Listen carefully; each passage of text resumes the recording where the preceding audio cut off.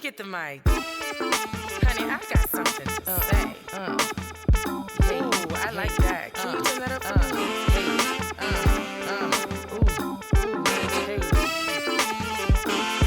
No, like, it's Maja. But you know, Maj for short. Ask Maj. What's up? What's up? It's your girl Maj, and we are back with another episode of Ask Maj, the podcast, where I am spilling all the real tea. So, I have a special announcement. Drum roll, please. Ask Maj, the podcast is going to be broadcasted every week now. So the podcast is going weekly. As some of you may or may not know, I started Ask Maj, the podcast, as a bi-weekly podcast. But y'all, since we've been in this quarantine, I need more content, okay? I'm so ready to push more content. And, you know, like my theme song says, honey, I got something to say. And I really want y'all to hear what I have to say.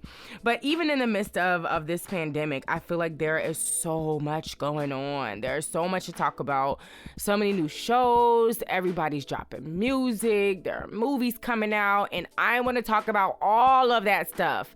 So in order to cover everything that I really want to cover, I think it'll be best for me to transition to weekly broadcasting. So I'm super excited, and this means more content for you all who love to listen to Ask Maj, the podcast. So I'm so excited that I get to push out more content for you all. So yes. So my Maj moment for the week. So I'm going to start doing this segment called Maj Moment, just to kind of provide some inspiration for my listeners. Last week, my pastor preached on, the title of his message was, "It's Above Me Now." And I don't know if you all remember a while ago, I believe it was last year, where there was this black guy, he was on the phone, I guess, with this lady, and she was calling her all types of names, the N-word. And when the lady, he worked for a hotel, and when the lady got there to the hotel, she actually was being helped by the guy that she was on the phone with, calling all kinds of names. So anyway, when she was asking him to help her, he kept saying, you know, "I'm so sorry, ma'am. There's nothing I could do. It's above me now." So my pastor used that as a message. And I really wanted to use that as a Maj moment for this week. And I say that because this has been such a long week. And for those of you who don't know, I am working from home. And let me be clear. I am so grateful to, you know, have a job and to be financially stable during these times, because I know a lot of people who are personal to me, who have been laid off, you know, who have been cut from their jobs, and, you know, they're struggling, you know, they, you know, just have questions about what's going on. And I'm truly grateful to be in this place where I am financially stable. But I can also say that working from home during this pandemic has been a challenge. Like, it is very, very, very tough. And it's not a complaint. It's just to say that it is a challenge, you know. And I think right now, you know, many of us are kind of in this mindset of like a survival mode, right? So for me, I know, you know, it's hard to stay motivated. You know, sometimes I don't even want to get up out of the bed in the morning. And so, like I said, last week was just really, really, really tough for me. And I think the worst part about this pandemic is that we have no idea when this is going to be over, right? Like, it's indefinite, you know. It was like, okay, we'll push it to May 8th, then we'll push it to June. Then, you know, we're saying that there may be another wave, and then it's like all the concerts and festivals have been canceled until 2021. Like, it can be so scary because it's like, when is this over? And honestly, like I said, I think that's the scariest part, is that nobody knows when this is going to end.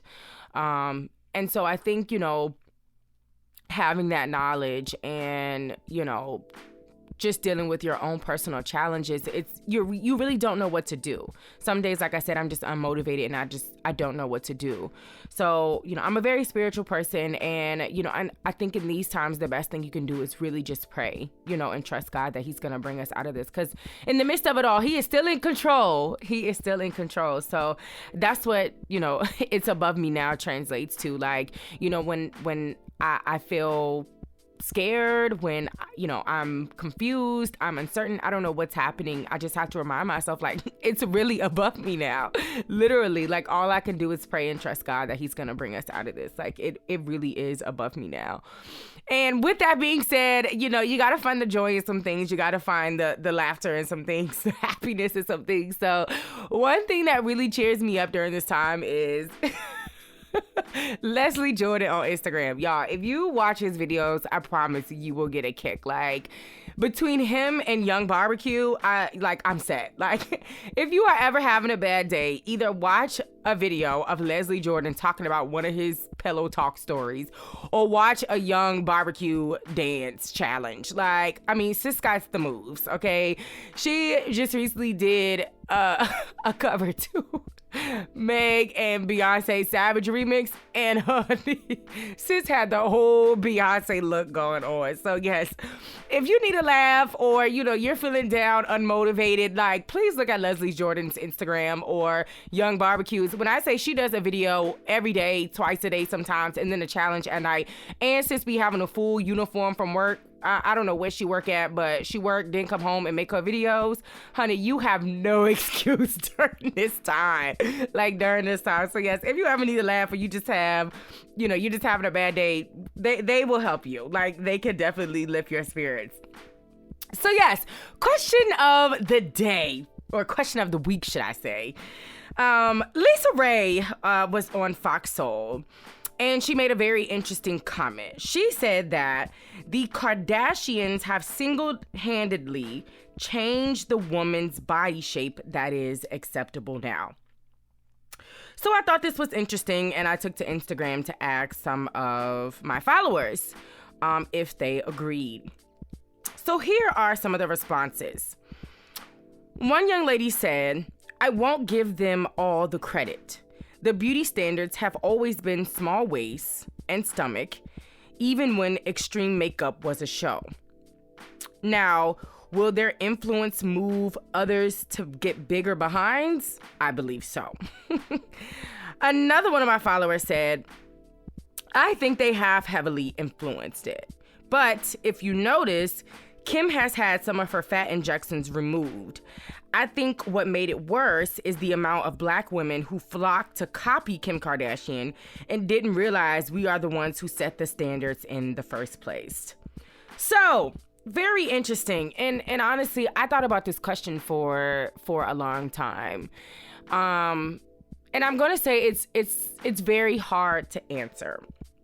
And I say that because it all depends on, when she says single-handedly change the woman's body shape that's acceptable, my question is, acceptable to who? Are we talking about men? Are we talking about women? Are we talking about Black women? And I think there's this huge stigma that, Black women, especially in the industry, in the entertainment industry, want bodies that look like that. Would I say majority? Yes. But again, it's subjective, and it depends on who you're talking about, because, like I said, there are a lot of women in the industry who crave that body type. Not Ari Lennox. Woo, child, not Ari Lennox. She all natural. Ari Fletcher tweeted not too long ago, and she said something like, "It's 2020, sis, buy that body," whatever she said. And a lot of women agree with that. Like, girl, don't let other people, tell you what you can and cannot do with your body. Like, girl, go get that surgery. If that's what you want, go get it.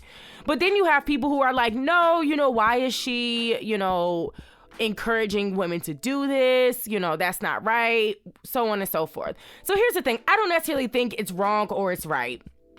Nor do I agree that the Kardashians have single-handedly kind of change the body shape or the women's body shape that's acceptable now. Again, I think it's about who you're talking to. And like the first user said, like my first follower said, I think it goes back, right? That's always been the beauty standard, right? You know, small waist, small stomach, big behind, you know, big hips. Like that's always been an industry standard. I can say that, you know, the Kardashians have maybe emphasized that. You know, they've emphasized that, and they've made this the kind of, I don't even want to say a standard because it's always been a standard. They've just really, really emphasized that standard. And I mean, you know, they're in the spotlight. They're, you know, a highlight of the media right now, you know, and they've been a highlight of the media with whatever they do, you know. Kim Kardashian can post anything, you know, and the media will create a narrative about it and run with it, and then it goes viral. So I think with the attention that they get, they've kind of emphasized that standard. Do I believe that Black women started that? Yes. And when I say Black women started it, I don't mean the surgery thing. I mean, Black women naturally have, you know, the big hips, the smaller waist. Like, we're naturally curvy. So I think a lot of races kind of flock to mocking that. Well, not mocking it, but imitating that. So I think that we as Black women have set that standard, but we didn't get credit for it. So I don't necessarily know, you know, where Black women got the idea to want to have bigger butts and smaller waists. Like, obviously, like I said, that's a beauty standard, but we were born that way. I mean, we woke up like this. So I don't know necessarily where that trend came from. Because, you know, a lot of times we hear that, you know, the Kardashians and other women, you know, we've heard a lot about Bad Baby, you know, wanting to be Black, you know, getting these surgeries, you know, being shaped like a curvier woman, which people relate to Black women. And I can understand that. But what is it called when Black women get the surgery, right? When they get the smaller waist and the bigger butts, like, what is that called? Like, who are we trying to copy? So again, I think it's about who you're talking to, because I don't think it's wrong or right. I think it's acceptable to who's okay with that. You know, I'd rather, you know, build my body, you know, like Angela Simmons say, built, not bought. You know, I'd rather build my body, and I'm all for the natural bodies. However, you know, if you want to get the surgery, sis, do what your heart desires. You know, go get the surgery, like Ari Fletcher said. And I'm not a, I guess, poster child for surgery, but, you know, I'm also not going to judge or demean somebody who chooses to do so. So yeah, do I agree that they single-handedly changed a woman's body shape? That's acceptable? No, I don't. However, I feel like that's always been a standard. I feel like they just emphasized the standard. So yes, that's the question of the day. Moving on. So another segment I'd like to add is, what are y'all mad about this week? So Kenya Barris is the producer of, I believe, Blackish, Mixedish, and Grownish, I believe. And he just recently released his new sitcom called Black AF on Netflix. And it is about his family. It's a portrayal of his family. And it's kind of to me, it's comedy, kind of satire, and kind of picking fun of like reality shows. That's kind of like what I get from it. And so, like I said, it's supposed to depict his real family. And it's based on a documentary that his daughter did to get into film school. So that's what the show is kind of centered about. She's sort of the narrator of the show. However, there was a lot of backlash and controversy around the show. And a lot of the controversy was rooted in colorism. So I thought this was interesting. So I want to read a few tweets. So one user said, Black AF with no dark-skinned people. Another person said, I'm over the somewhat dark-skinned dad, light-skinned mom, and mixed kids narrative that is supposed to represent the Black family. Another one said, Kenya Barris literally writes the same narrative, but with different actors and actresses. And the last one I took note of said, Kenya Barris has 4 sitcoms that are heavily embedded with Black culture. He only has, I think, 3 dark-skinned actors out of all of the cast. So yes, a lot of controversy around colorism. And so Kenya Barris responded to some of the tweets, and some tweets that he later deleted, and then he did this interview on T.I.'s podcast. So his tweets, he says, "I'm not gonna make up a fake family that genetically makes no sense just for the sake of trying to fill quotas. I love my people, and everything I do reflects that love. But to cast people like some kind of skin color all-star game would actually do more harm than good." He also said, "These kids look like my kids, my very black real kids, and they face discrimination every day from others outside our culture, and I don't want them to also see it from us." So then in an interview that he did on T.I.'s podcast, Kenya Barris addressed some of the criticism that he received. He said the show is super polarizing and says he's never done anything like this. And when he responded to the colorism controversy, he said, "The one thing that I'll say in terms of the colorism, this is based on my family. With Rashida Jones playing a version of my wife who is biracial. I think everyone's experience and everyone's opinion in terms of colorism are real, and I understand that." He said, "But if you just dug a little bit under the surface, you understand that this is biographical, and I was trying to duplicate a version of what my family was." So, Maj, what's your take on this? Sure, I'm so glad you asked. All right, so I watched the entire season. And I'm going to be honest with you, I'm not a huge fan. I couldn't get into it. It's one of those shows that you kind of have on in the background while you're doing something, while you're typing, while you're at work, writing a document. It's not something that I would sit down and like really put all of my attention to. Now, I do like how they kind of poke fun at, I guess, Black culture and Black behaviors. And believe it or not, I think they hit head on a lot of the black behaviors, like Black culture. And I think, like I said, it's to poke fun, it's satire. And now, in terms of the colorism controversy, I was a little bit confused. Now, I didn't know much about Kenya Barris before watching Black AF. So I was a bit confused because from the tweets I read, I kind of felt like people were saying a full light-skinned family doesn't depict Black people. And I was offended because it's like my family is all light skinned. Most of my family is light skinned, but we are just as Black as a dark skinned family. We face some of the same, challenges that other Black families have faced. Now, I did pose the question, and I got a lot of tweets back of people talking about how all of his sitcoms have light skinned actors. He casts light skinned actors for all of his sitcoms. And then to me, that does pose a bigger challenge. It poses a bigger problem because when we think about Hollywood and we think about this perfect stigma of Black families, Hollywood has portrayed this perfect Black family as light skinned, and I think that's been a colorism like issue from like way back in the day. I don't think that just started. Now, I do believe that as Black people, it is our responsibility to kind of combat those stigmas, because it's not true. It's not true. We're all different. However, I do believe that on the account of Black people, I think that we're all different, right? Our families are all different. I think that we can relate on some of the similar morals, the similar values, and the ways that we were raised, in our upbringings and in our cultures, and in our family cultures. I think that we can relate on things, but all families are different, right? And I think that, when we think about our personal lives, our personal upbringings, and our families, we immediately compare that to what we see on TV, and then I think it's like, oh, it's wrong if it's not like how we grew up, and that's not necessarily true. I think, like I said, all families are different. Like I said, my family is all light skinned, and I'm not any less Black. I'm not any less Black than a dark skinned family.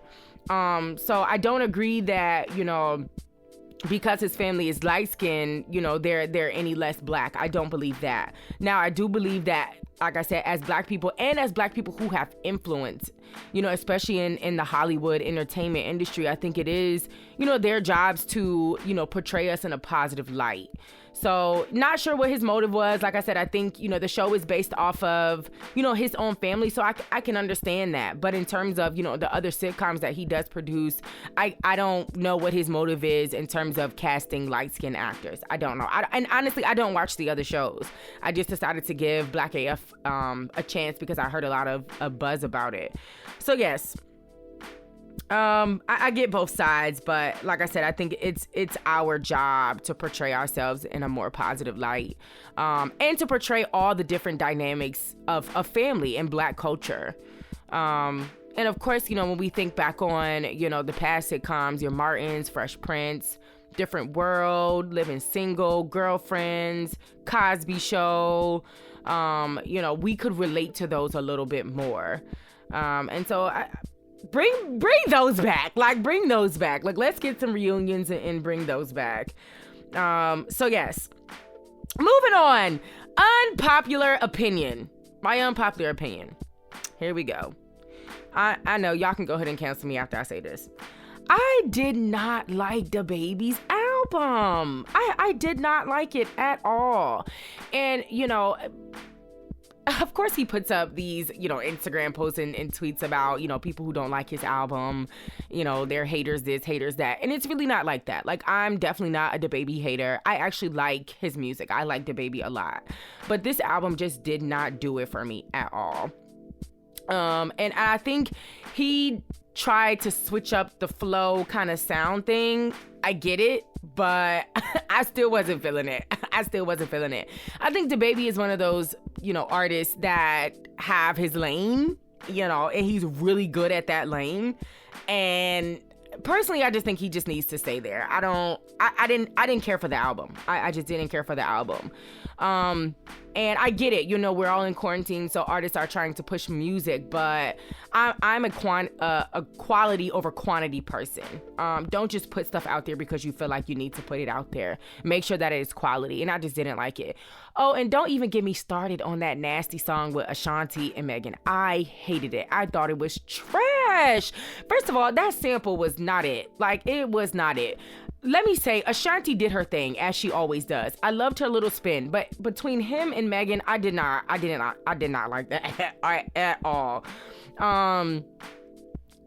One thing I can say that I liked about it was I felt like he tried to make it funny a little bit, like it was a bit humorous. Well, I laughed at some of his sound effects, you know, but I thought the song was just trash. I feel like they really ruined that sample. And I was singing Baby, Baby, Baby in middle school, you know, acting like I had my heart broken, you know. I was singing that from my heart, and I just feel like y'all just ruined that childhood memory for me. No, I just didn't like it. But anyway, moving on.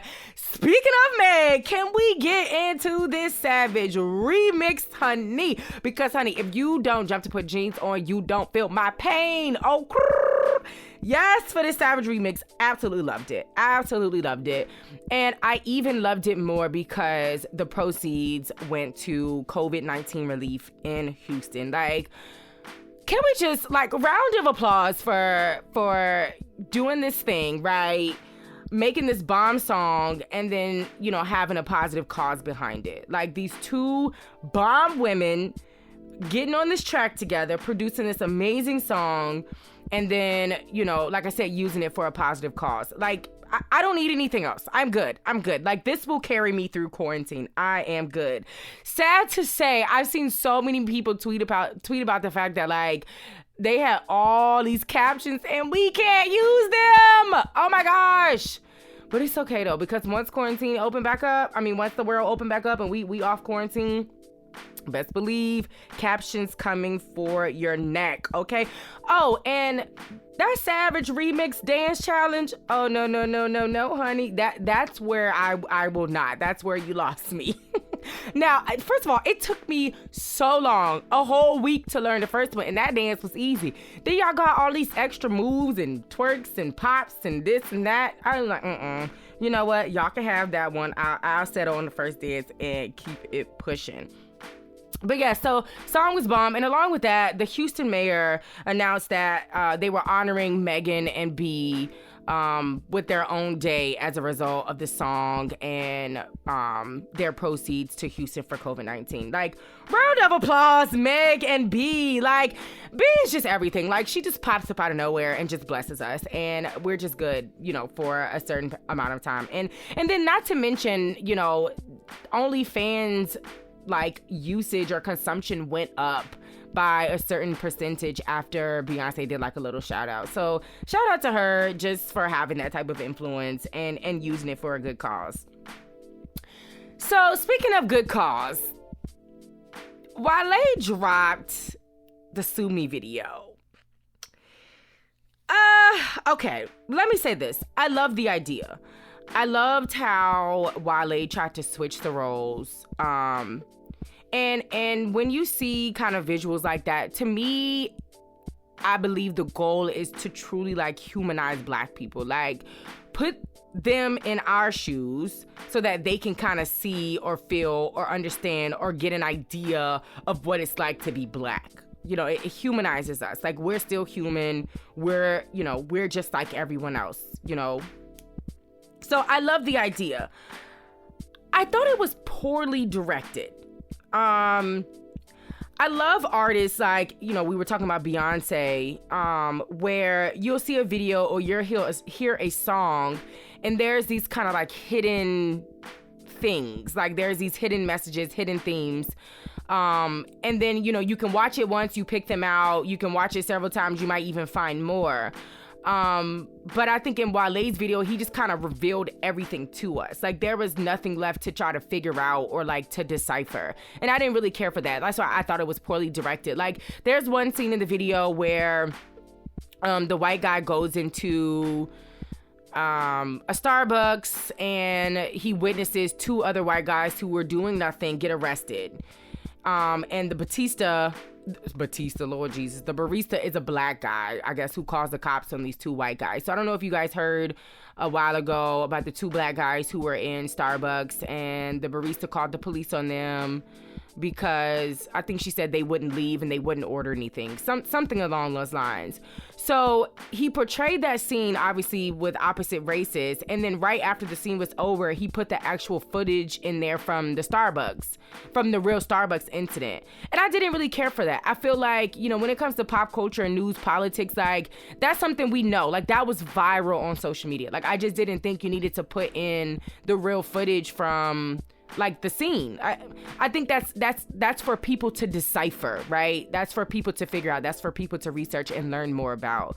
So I just thought that was kind of like poorly directed. But I did love the idea. But shout out to Wale for, you know, just trying to send that kind of message, you know, and just the song, you know, it's an empowerment song, you know, empowering Black people. Summe, I'm rooting for everybody Black. So shout out to him. And I definitely feel like Wale is an underrated rapper.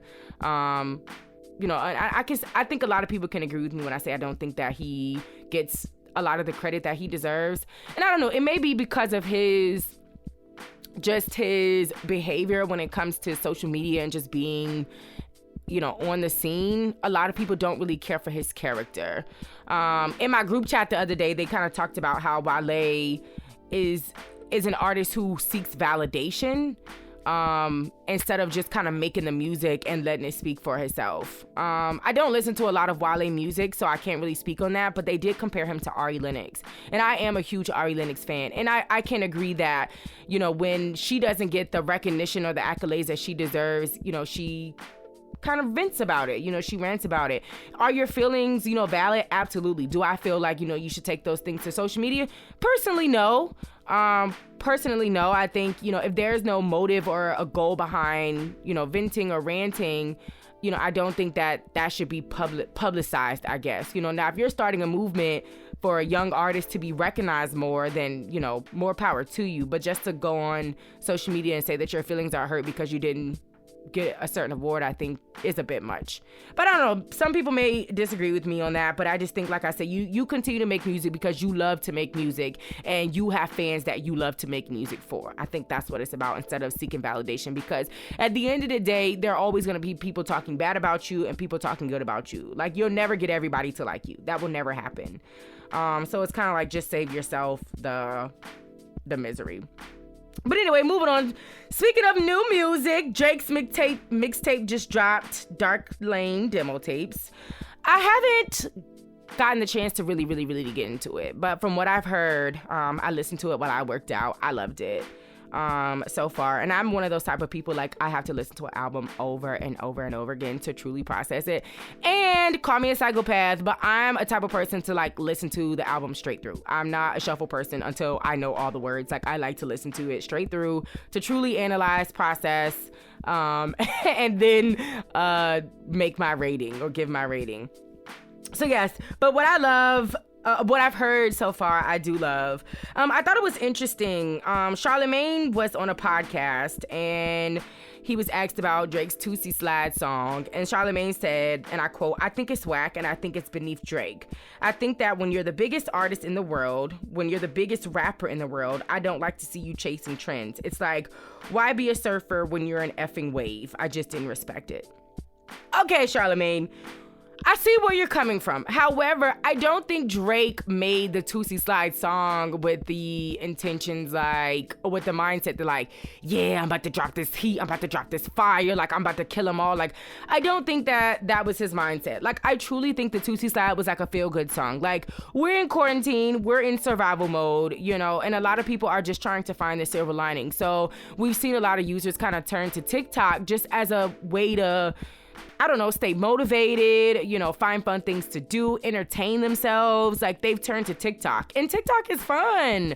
So I think he made, you know, Tootsie Slide as a feel-good song. It's just like a feel-good song in the midst of this crazy pandemic, like in the midst of uncertain times. Like, I don't think it was meant to be this crazy #1 Billboard at the top song. I just think it just was a fun song to make people feel good. That's it. So to give it this harsh rating, I think it was a bit much when that wasn't the intention behind it. Like, I think that was exactly what he meant to do, was to make people feel good, make people have fun, and give people a trend to follow. That's simply it. So yes, moving on. All right, last thing I want to talk about. I saw this trending on Twitter, so I had to get into it. Little fires everywhere. So I watched the whole season in a matter of days. And let me just say, if there is a season 2 coming out, I would not be watching it. Like, I can't do another season of that. Now, it wasn't that I didn't like it. I think the show was a bit slow for me, one. And I feel like it was really hard to get to the main point of the series. And maybe that's what they were trying to do. You know, I think some of the messages could have been a bit cryptic or hidden or subtle. So maybe that's why it took so long to kind of get to the main point. But I really kind of put everything together during the finale. So if you're listening to this and you have not watched Little Fires Everywhere, this is about to be a spoiler alert, okay? So first off, let me say, I believe that the series is a story about race, motherhood, accountability. I think those are the 3 kind of emerging things that I took from the show. And honestly, I think Little Fires Everywhere is a show that I can have a whole episode dedicated to. So I'm just gonna try to point out some of the highlights that I took from the show. So I also think that the show's message was about truly accepting all parts of yourself, right? Like, the bad parts, the ugly parts, the scary parts, the good parts, the parts that we don't want to look at, but like truly accepting who we are for who we are. And I think it had a lot to do with, you know, running from past decisions, because when you run from past decisions, I think that's what kind of creates regrets. And when you don't address who you are and address some of the decisions that you've made, even if you're not proud of them, then you end up running for your life from your regrets and from your bad decisions. So I think, of course, we saw these two mothers kind of trying to come together, then, eventually butting heads. And then later on, in the series finale, we saw the kids kind of blow up the house, set the house on fire. And then the mom kind of taking accountability and admitting to kind of indirectly setting the house on fire or causing her entire house or life to kind of burn down. So I can also say that I think that both mothers could have learned some things from each other. I think they could have taught some things to each other. I think in Elena's case, she was so structured, right? She wanted this perfect family. She didn't know what spontaneity was, right? She didn't know what it was like to just live in the moment and to have fun and accept, the present for what it is. She didn't understand that. But then I think on the other hand, in Mia's case, she didn't know how important stability was. And having a place to call home, because she was running from this regret or this bad decision that she made. So I think that, the mothers, and those are just a couple of things they could have learned from each other, but there were so many things they could have learned from each other. And I think another emerging theme was about exploitation. I think when when you haven't settled with the decisions that you make, I feel like sometimes you tend to exploit other people for their bad decisions. Meanwhile, your house or your life is kind of burning up. And I think that's what that was kind of symbolic of, when we think about Elena, like, she was so worried about finding out all of these things about Mia that her house was slowly burning, right? So that's what's symbolic of like the little fires everywhere. And I think it had a lot to do with, she hadn't accepted some of her past decisions. She had a lot of regrets, and she wasn't 100% happy or accepting of how her life turned out. So instead of kind of dealing with or addressing, her own issues, she kind of was exploiting Mia. And then in the end, her house ended up burning down, or her life ended up burning down. So I think there were a lot of emerging themes, a lot of lessons that can be taken from this. I feel like this would be a great show for like a high school class or a college class to really decipher and like dive into. But like I said, I think the main lesson is just, accepting you for you, right? All parts of you, the ugly, the scary, the good, the bad, all parts of you, like accepting you for you and really addressing your decisions head on. Everything, all the progress that you've made, all the decisions that you made, like addressing that head on. And obviously we can't change our past decisions, but we can change what we're doing now that's going to eventually affect our future. So I think that was kind of the main lesson from that, the main thing from that. So yes, very interesting, very intense. Definitely something that you got to pay attention to, honey. I had my wine and I was all in. But yeah, like I said, that's a Little Fires Everywhere. I can talk about that for a whole episode. More than one episode, because there are so many things to talk about within the show. But I'll leave it at that. So yes, if you haven't seen Little Fires Everywhere, I definitely encourage you to go watch it. It's a great conversation starter.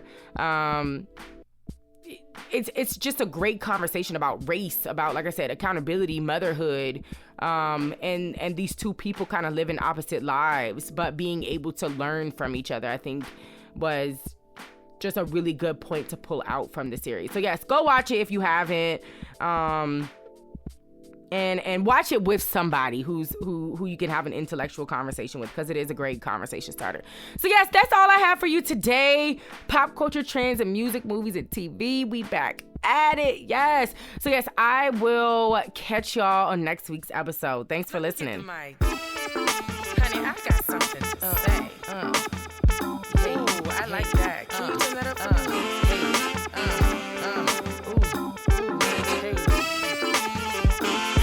No, like, it's Maja. But Maj for short. Ask Maj.